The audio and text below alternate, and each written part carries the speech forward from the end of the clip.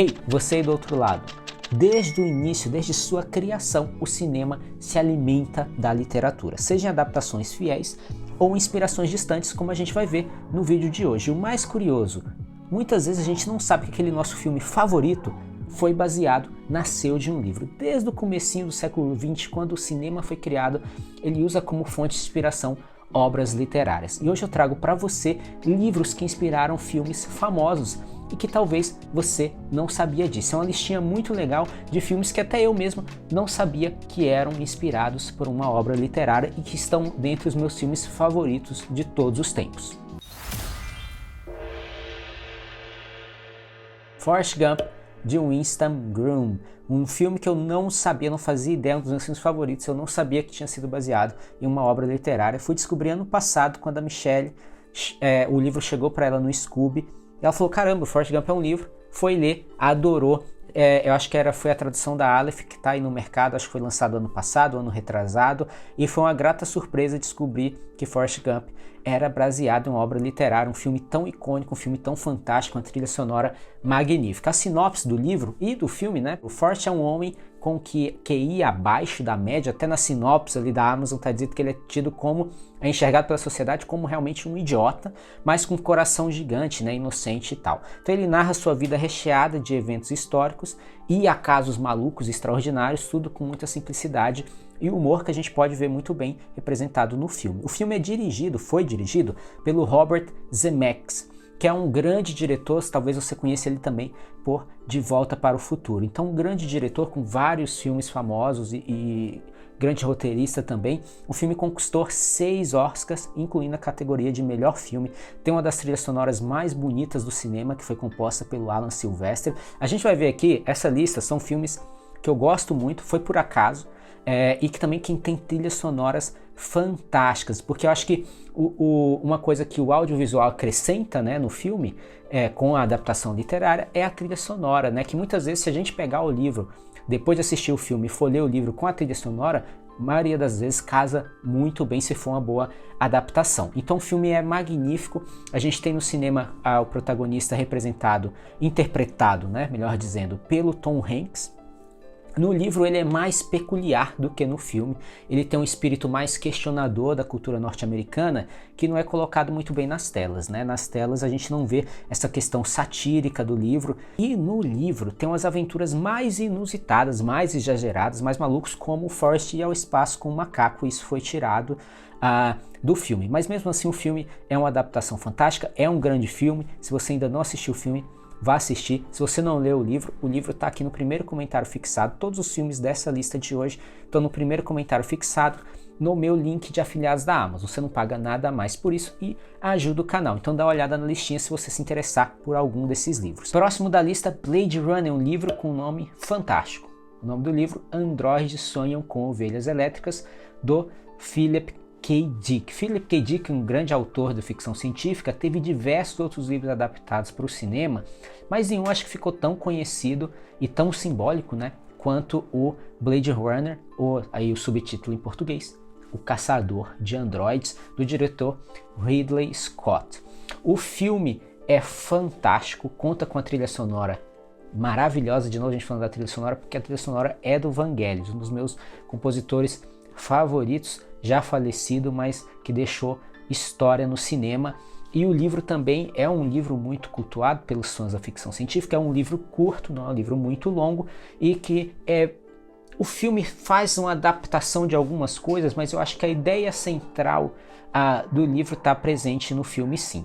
No romance, o planeta Terra, né, o contexto do romance. O planeta Terra foi devastado por uma guerra atômica, muito parecida com que tem ali o contexto do filme, e grande parte da população ela migra para o mundo dos colônias, e a gente tem aquela Terra destruída, fudida ali, né, com poeira radioativa que extinguiu diversas e inúmeras espécies de animais e de plantas. Essa parte dos animais e das plantas eu acho que é colocado por alto no primeiro filme do Blade Runner, mas na continuação do Denis Villeneuve é mostrado nos curtas-metragens, né?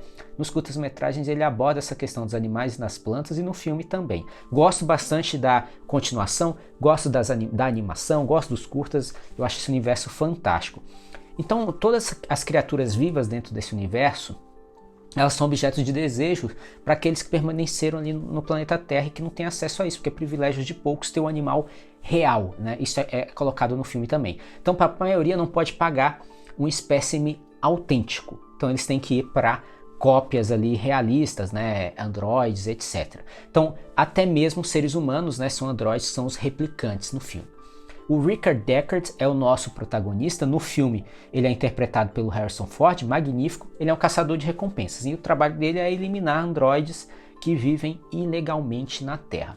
E o sonho de consumo do Deckard é ter, aí vem o nome do livro, substituir a sua ovelha de estimação elétrica por um animal de verdade. E aí a grande chance aparece ao ser designado para perseguir 6 androides fugitivos de Marte, muito parecido com o filme, e aí é quando o Rick percebe, né, o Deckard percebe que a linha, que isso é abordado no filme, é muito legal, que separa os humanos e androides não é tão nítida como ele acreditava. O Ridley Scott transformou a filosofia do livro em uma reflexão visual sobre o que significa ser humano. A icônica ambientação no ar não está presente no livro, mas que faz muito sentido na adaptação cinematográfica. O filme inicialmente ele é mal compreendido, mas depois ele se torna um clássico com o tempo, com o Director's Cut, né, com a versão do diretor, que são lançadas várias, e aí a última que foi lançada, que acho que é no aniversário de 30 anos do filme, é magnífica. Eu aconselho muito você assistir essa versão e não assistir as versões anteriores que saiu para o cinema. Assiste realmente a versão do diretor, que é muito legal, muda o final também. Então é uma obra-prima aí da ficção científica, do cyberpunk, tanto na literatura quanto no cinema. É um filme fantástico, tanto o filme original quanto as suas continuações. Eu gosto do filme do Denis Villeneuve, gosto da adaptação que ele fez ali para aquele universo, é muito bonito o filme. E o filme do Ridley Scott é magnífico, né? É um filme que realmente faz muito sentido, tem um roteiro muito legal, e essa questão da reflexão sobre o significado do ser humano é muito bem representada ali no final do filme, quando a gente tem um último replicante que o Deckard está caçando, e aí você tem aquela cena final emocionante, né, com ele lá na questão das lágrimas na chuva, né? Então é muito bonito essa cena, a trilha sonora é fantástica. Aconselho muito, se você não quer ler o livro, pelo menos ver o filme. Mas se você quiser ler o livro, vá, porque também é fantástico. Então a gente tem também outro livro que saiu pela Aleph, que está aqui na lista, tem outro também aqui da Aleph. A Aleph sempre fazendo um trabalho fantástico em questão de ficção científica. Não deixa de assistir Blade Runner, tanto de Ridley Scott quanto a versão do Denis Villeneuve. Depois pode ler o livro se você gostar dos filmes, ou faz a ordem inversa também, aí você que sabe. O Iluminado, de Stephen King. Talvez você é da literatura, do mundo literário, gosta muito de Stephen King, gosta da literatura de terror, aí você já sabe que o Iluminado é uma adaptação do livro do Stephen King, mas tem muita gente que realmente não tem esse conhecimento, por isso que eu quis trazer ele aqui, por mais que não seja um dos filmes aqui da lista, que as pessoas não saibam que é uma adaptação de uma obra literária. Mas se você não sabe, O Iluminado, né, o filme de 1980 dirigido pelo Stanley Kubrick, é uma adaptação da obra literária do Stephen King. Esse aqui é muito interessante da lista porque o autor odiou a adaptação cinematográfica, tanto que ele vai fazer uma minissérie lá em 1997, quase 20 anos depois, com o roteiro dele. O Stephen King faz o roteiro e tem direção de Mick Garris. Os dois são adaptações, mas o que difere dos dois o filme é uma obra fantástica, uma obra cinematográfica fantástica, por mais que se distancie do livro. A minissérie do Stephen King já não é tão legal assim, apesar de ser mais fiel ao livro, porque peca ali na questão de atores, a questão da direção. É um filme bem fraquinho, né? Não um filme, é uma minissérie bem fraquinha, sai direto para a TV, não tem um grande orçamento por trás. Enquanto o filme do Kubrick é um filme do Kubrick, né? Um dos maiores diretores do cinema, né? Então realmente distante ali, mas como a minissérie tem roteiro do Stephen King, né, tem participação do Stephen King de uma forma direta, é legal porque é uma adaptação mais próxima, então os dois valem a pena você assistir. Não precisa assistir só o filme, assiste os dois porque é legal mesmo. Tem essa noção que a minissérie tem um orçamento menor, então vai ter algumas coisas que não são tão legais quanto a gente tem no filme, até porque o filme tem o Jack Nicholson, que é um dos grandes atores da história do cinema. A sinopse do livro, muito parecida com a do filme também, a gente tem Jack Thorson, um escritor em crise. Quem diria? Stephen King escrevendo sobre escritores. Stephen King quase sempre tem um escritor como protagonista. Ele aceita cuidar de um hotel isolado durante o inverno com sua família. Não vou falar muito, senão vai ter spoiler aqui. E aos poucos, algumas forças sobrenaturais vão o levar à loucura. Esse é o mote principal do filme e do livro também. O Stanley Kubrick mudou alguns elementos, né? Algumas coisas que tem no filme realmente não tem no livro, e muitas coisas que tem no livro, obviamente não tem no filme, até porque o livro ele é muito grande. Estou com ele aqui para vocês verem.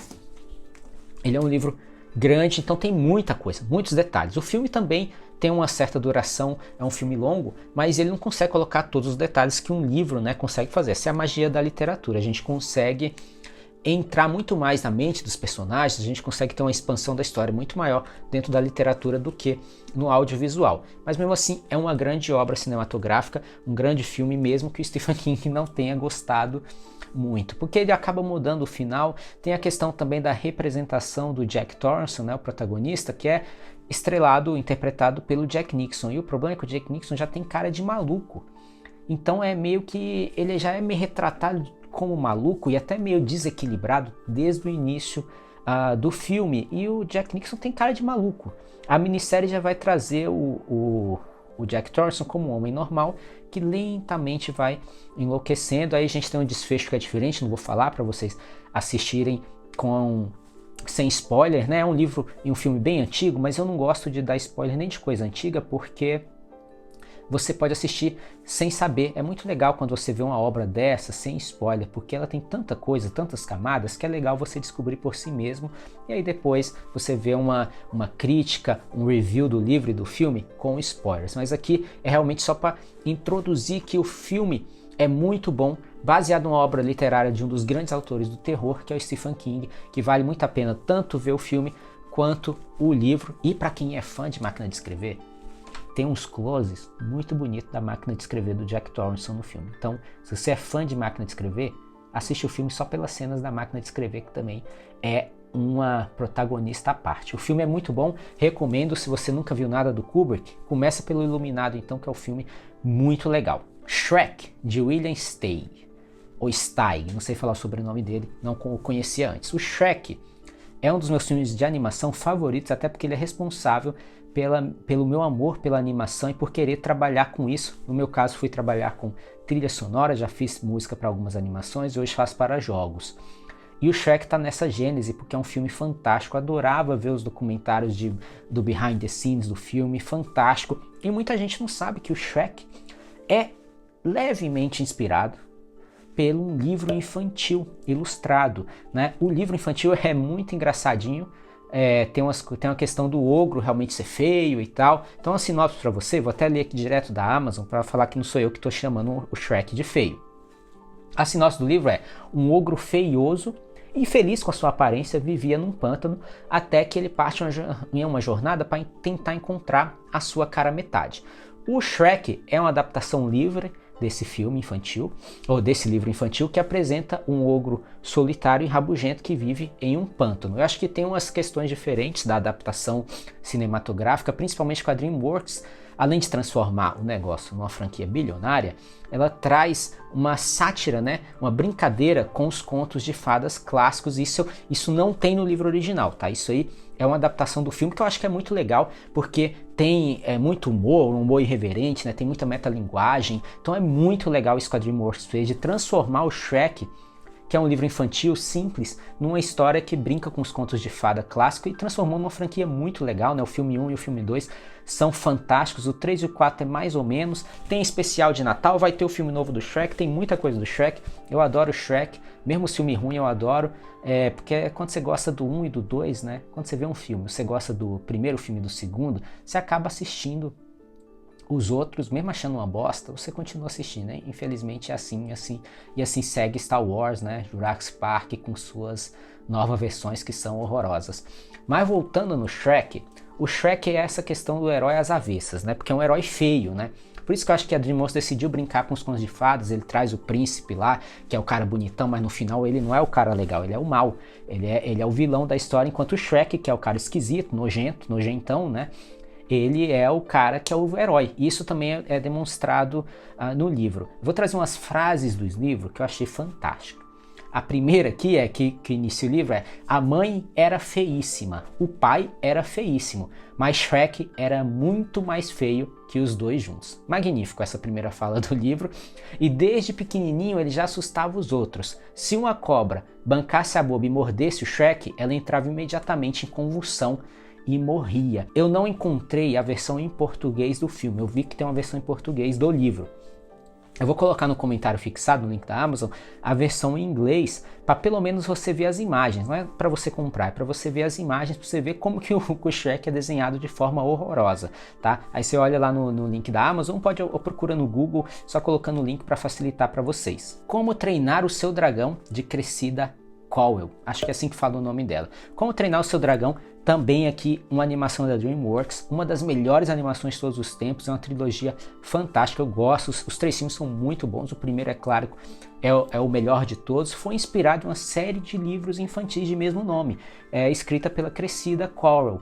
É um livro fantástico que traz, a adaptação é bem feita, porque é um livro que ele entra numa categoria que a gente chama de, nos Estados Unidos chama de middle grader, aqui no Brasil vai ser o infanto juvenil. É uma categoria muito fechada em termos de faixa etária, porque é uma categoria que pega a criança que está começando a aprender a ler um livro sozinho, um livro mais maduro, mas que não consegue atingir também adolescentes. Então é uma categoria bem difícil de entrar no mercado, mas que é uma categoria muito legal porque os livros não acabam indo para a escola.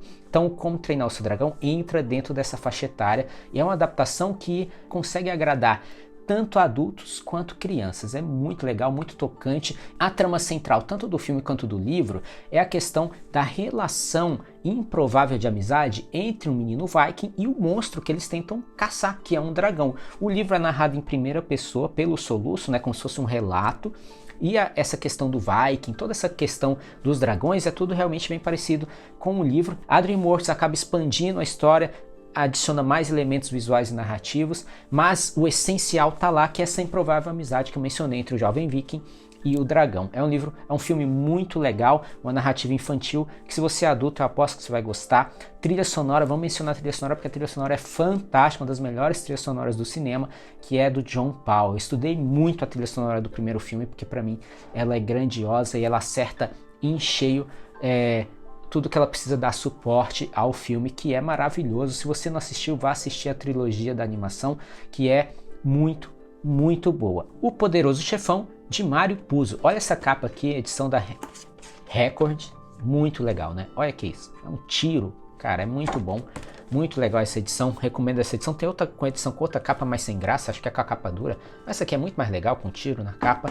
É um livro fantástico, que gerou um dos melhores filmes do cinema. Poderoso Chefão 1, o 2 também entra aí, são um dos melhores filmes do cinema, ao lado de Shawshank Redemption, Sonho de Liberdade, outro filme inspirado por uma obra literária que é uma adaptação, né, do livro do Stephen King. Esses filmes para mim são fantásticos em termos de direção, em termos de roteiro, atuação, os 2 filmes são muito bons, e o Poderoso Chefão é só dirigido pelo Coppola, e o roteiro é do próprio escritor, que é o Mário Puzo, então não tinha como dar errado. É um filme fantástico, com grandes atores, Marlon Brando, Al Pacino, esqueci o nome do autor que faz o Sonny, o outro Corleone, que é fantástico também, é um filme muito, muito bom.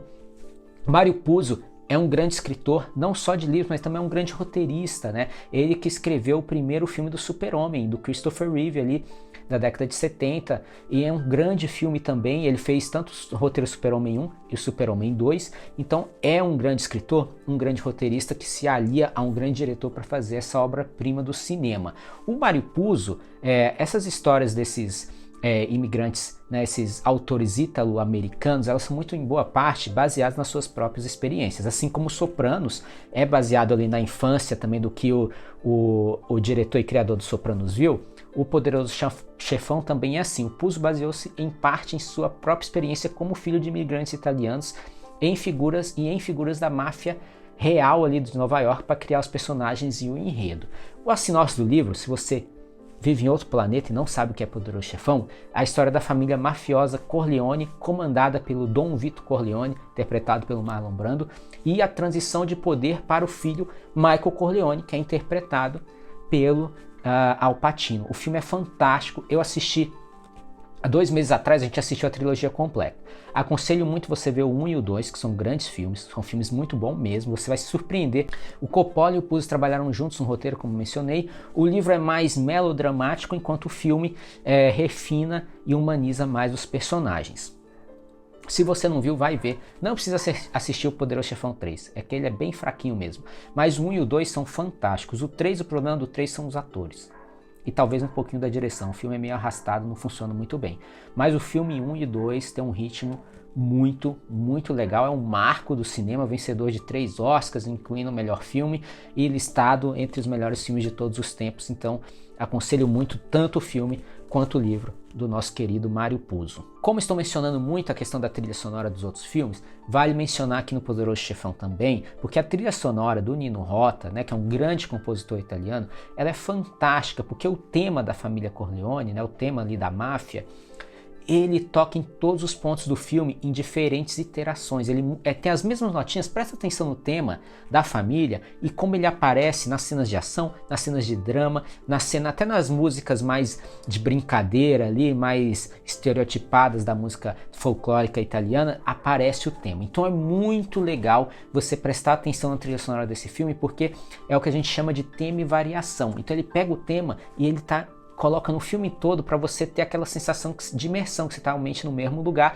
só que o tema está sempre mudando para se adaptar às diferentes reações dos personagens. Então é uma trilha sonora fantástica, aconselho você prestar muita atenção quando estiver assistindo o filme. Jurassic Park, de Michael Crichton, o filme Jurassic Park, maravilhoso, descobri há pouco tempo que era o filme de 1993 do Spielberg, era baseado em um livro, que é o livro do Michael Crichton, que foi publicado em 1990, tem uma continuação que é O Mundo Perdido. O livro e o filme, eles exploram a ideia de clonagem de dinossauros a partir do DNA encontrado em âmbar, né, aquela pedrinha amarela, de um mosquito, e a criação de um parque temático com essas criaturas. O livro, como eu falei, foi lançado em 1990 e serve de base para essa adaptação cinematográfica do Steven Spielberg, que é fantástica, de 1993, e acabou gerando uma franquia bilionária de filmes mais ou menos, né? Porque o primeiro filme é fantástico, não tenho o que dizer. Trilha sonora de John Williams, que é maravilhosa. É um marco no uso de computação gráfica, é o primeiro filme que faz isso de forma muito bem feita, misturando junto com os animatronics, então não é só computação gráfica, isso que é legal. O filme tem muito efeito prático, é uma mistura muito bem feita e que se sustenta até hoje, vale a pena assistir. É um filme com um roteiro muito bom, uma aventura muito legal, divertida, e como eu mencionei, a trilha sonora desse filme é muito boa pelo seguinte: a gente tem o tema do Parque dos Dinossauros, né? Aquele tema famoso. Não vou citar aqui, senão o YouTube tira o vídeo do ar ou vai pôr um copyright por causa de 10 segundos de música. Mas a trilha sonora é do John Williams. A primeira vez que o tema toca completo, porque o John Williams ele fica incitando o tema vários momentos, ele nunca toca completo. Ele faz isso no ET também. Mas quando a gente tem a cena do Brachiosauro, que é aquele dinossauro, se eu não me engano é esse o nome, né? Brachiosauro é o dinossauro com pescoção. E aí quando abre aquela cena, né, que eles veem o parque, a dimensão do parque, a trilha sonora toca completa. Aquilo lá é um marco do cinema. É um filme fantástico, baseado em um livro, eu não sabia, saiu até a edição da Aleph, né? Não sei se foi ano passado ou ano retrasado, com uma edição muito bonita, com a capa muito legal. É uma das maiores bilheterias do cinema. O que acontece de diferente ali é que o Spielberg suaviza um pouco a violência do livro, até porque o filme é um pouco violento, não tem como não ser, porque são dinossauros comendo gente. E aí o Spielberg acabou focando muito mais no espetáculo visual, algumas das mortes são alteradas, afinal é uma adaptação cinematográfica, então não tem como ter tudo no cinema. Então o livro tem dois volumes, o livro 1 e O Reino Perdido, e o filme, como vocês sabem, tem a trilogia clássica, que só o primeiro filme é bom de verdade, o 2 e o 3 é legal, eu assisti recentemente, é legal, mas não é o melhor filme do cinema. Jurassic World, o primeiro filme é ok, os outros são horríveis, e tem esse Rebirth que eu não tive coragem ainda de ir no cinema. Então se você é muito corajoso, vai ver. Se não, fica só com o filme e com o livro, que eu acho que você está bem servido só com isso aí. Entregas Expressas da Kiki, de Eco Kadono. No Brasil é mais conhecido pela animação, pela versão em animação dirigida pelo Hayao Miyazaki, produzida pelo Estúdio Ghibli, serviço de entregas da Kiki. É um dos filmes mais famosos do Estúdio Ghibli, que foi baseado em uma adaptação dessa obra que foi publicada em 1985. O Miyazaki, se você ainda não conhece, é o diretor de Meu Amigo Totoro, Viagem de Chihiro, Princesa Mononoke, grandes clássicos da animação japonesa, e ele fez a adaptação desse livro. Mas vale lembrar que se você já leu o livro, eu acho difícil. Geralmente a gente viu o filme e depois vai ler o livro, porque o filme é muito mais famoso que o livro, pelo menos no Ocidente. Mas o filme do Miyazaki não é uma adaptação super fiel, porque o Miyazaki não liga muito para fazer uma adaptação fiel. Ele acha legal a história e resolve fazer a sua versão da história, então não é questão de erro, é questão realmente de escolha, que ele resolve contar a sua própria história do jeito dele. E é assim que ele fez com o Menino e a Garça, que foi inspirado no livro How Do You Live, é assim que ele fez com Castelo no Céu. Então ele não é um diretor que você espera ver uma adaptação fiel da obra literária, são coisas muitas vezes muito diferentes. Pelo menos a história base é realmente bem parecida no caso dos serviços de entregas Kiki. Aqui eu estou com a edição da Estação Liberdade, com tradução do japonês, isso é importante, a tradução direta do original, da Lúcia Hiratsuka, com ilustrações, eu vou mostrar para vocês aqui no B-roll, com ilustrações do Daniel Kondo, que agrega muito o livro. O livro é uma história infantil, muito bonitinha, né? A gente tem essa edição fantástica da Estação Liberdade com um marca-página. A Estação Liberdade sempre traz um marca-página muito bonitinho da obra. Então, edição fantástica, recomendo muito. Se você viu o filme, ficou curioso e quer ler o livro e não sabia que era inspirado, era uma adaptação de um livro. A autora afirma, inclusive, que teve a ideia da história do livro depois que a sua filha desenhou uma bruxa com notas musicais voando ao redor. E aí ela lança o livro. Como o filme fez muito sucesso, a autora não foi boba e lançou uma série de 6 livros, com o último livro sendo publicado em 2009. Então tem muita coisa da Kiki pra gente ver, não é só o filme e nem é só o primeiro livro. O romance infanto-juvenil é consagrado no Japão, é um livro bem conhecido, né, Entregas Expressas da Kiki, que é publicado em 1985 e logo depois do lançamento já tem essa adaptação cinematográfica do Miyazaki, que saiu em 1989. Tem uma legião de fãs, é um filme muito legal, é uma animação que, diferente do livro, ela vai para um lado mais contemplativo e emocional, né?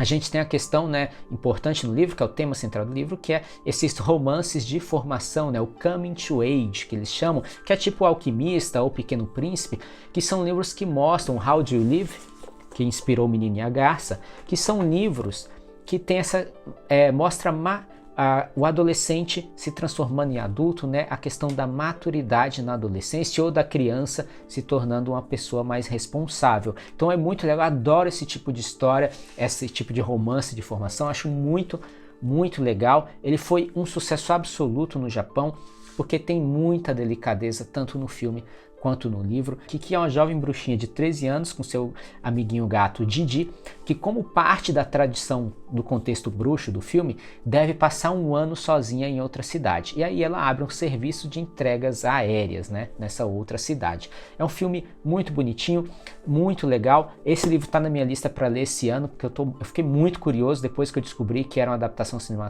que era adaptação de uma obra literária, eu não sabia.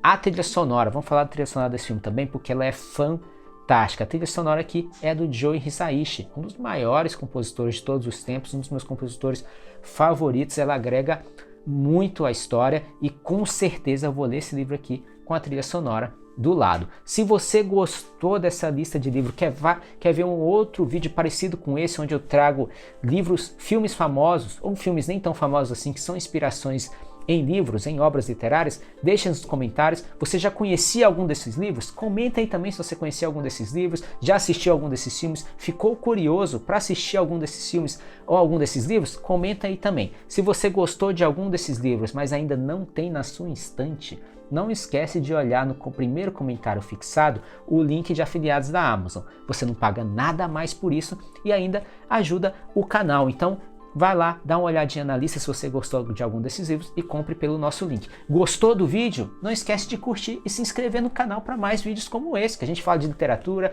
escrita e criatividade. E também eu tento falar um pouquinho de como achar tranquilidade nesse mundo cheio de caos. Te vejo no próximo. Boa leitura, bom filme, tchau!